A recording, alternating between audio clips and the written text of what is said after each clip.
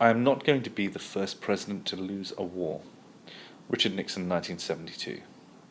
What does this statement suggest about what will happen in Vietnam under his presidency? Richard Nixon in Vietnam. Objectives. What was Richard Nixon's policy towards Vietnam?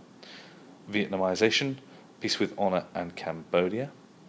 Outcomes. You will have read a sheet and made a set of notes which answer the questions opposite. You should have decided if Richard Nixon's policy in Vietnam was a success and given reasons to support your decision.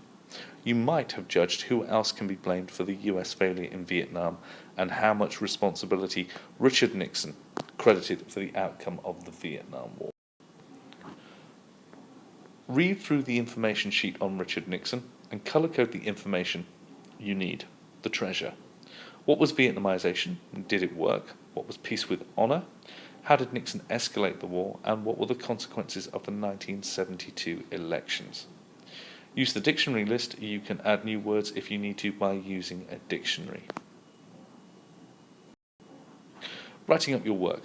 You need to use your highlighting now to write up your work in your exercise book. You can present your work any way you like. For example, a mind map, a circle diagram, bullet points, or questions and answers. For each one, use your notes to complete the relevant section of that particular piece of work. Now, you need to form an opinion line. The question, Richard Nixon was responsible for losing the war in Vietnam. Do you agree? Under your work, draw a line, like the one below. Based on what you've learnt today, draw the line to show where your opinion of Richard Nixon is on that line and give a reason to explain why you have placed him on this line, from was responsible to was not responsible.